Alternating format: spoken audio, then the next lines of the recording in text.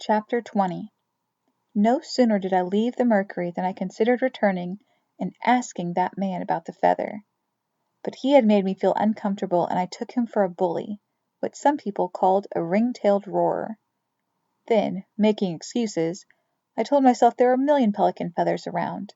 It was simpler, easier not to go back. Besides, I was feeling somewhat reassured that bugler Sam had seen Jacob in the Mercury last night. I took it to confirm that at least my brother had not signed on, which I had not truly thought possible, with that Panama-bound ship, the Yankee Sword. Not sure what to do next, I thought the only other place worth looking for Jacob was atop Goat Hill, where he often went to watch for Mother's ship's arrival. But heavy rain had recommenced, and I could not imagine him sitting amidst that soak. In any case, I decided to go back to the tent in hopes he'd returned. Struggling to stay free of mud, crowds, and scattered rubbish, I hurried uphill toward home, all the while telling myself that to worry was ridiculous. And yet I did worry, for let it be admitted, it was my growing sense that I had failed in my responsibilities toward Jacob that made me uneasy. It was as if I in some fashion had caused his wandering off. I had spent a day away from him and come back from my trip down bay with Thad late. Yet, I hastily reminded myself, the cause was the broken oar, not me. Still, when something bad happens and you think it might be your fault, it always seems worse. By the time I reached our tent, I had built up hopeful expectations that Jacob would be there. A quick look inside told me he had not returned. Dispirited, troubled anew, I sat on one of our beds. The more I thought about it, the more upset I became. It may have been bothersome to always look after Jacob, but it was quite another to have him disappear. I reminded myself, in charge of him. Yes, a sibling can be annoying, but there is no one you love more. To ease my tension, I told myself this was just a small mystery, a mystery called Where was Jacob? Did I not like enigmas, the unknown?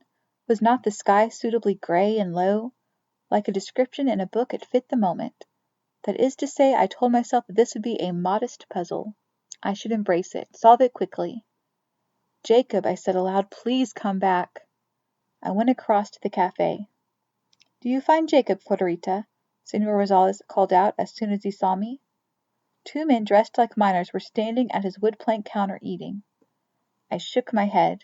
Have you seen him? No lo he visto. I haven't seen him, he said. Can I offer you some comida, food, now? Gracias. I stood at the serving counter as he gave me a cup of coffee and a slab of beef. I reached into my money belt. He held up his palm. Más tarde, later, Corderita, when you find Jacob. Who's Jacob? Asked one of the men who had been eating. In San Francisco, strangers talk to strangers all the time. My younger brother, I said. Where's he at? I don't know. Probably went to the digging, said the man, as he put a pinch of gold grains into Senor Rosales' outstretched hand to pay for his meal. He's too young, I said, but I had not thought it before. Perhaps he had gone off to find father. It was something I could almost see him out of frustration attempting. Never too young to get rich, said the man. I heard tell yesterday of a 9-year-old boy digging alongside his old man up on the San Joaquin River. Pulled up a $2,000 nugget. As the miners headed out, one of them paused and looked hard at me. Excuse me, you a boy or a girl? A girl, I said, holding my head high. Nice to see one, he said, touching his hat with civility. Not all that many round here. He started to leave, hesitated, and looked back. Married, ma'am? He said. No wish to be, I said, giving the answer I had learned to use. Hope you don't mind me asking, said the miner with a shy smile. Then he touched his hat in politeness again and left. Senor Rosales stood behind his counter, arms folded over his chest. You are distressed, Corderita, aren't you? Jacob has never gone like this, I answered. No idea where he would go? He talked of shipping out. Jacob? Nunca. Never. Or maybe he did go off to find father. Senor Rosales shook his head. Not without telling you. At the Mercury there was a musician, a boy. From what he told me, Jacob had been listening to the music there last night. He must have been there looking for me. Well, then, ask that niño. I did. He said he had no idea where Jacob went. Preguntale otra vez. Perhaps he'll remember something else. People do. I suppose, I admitted.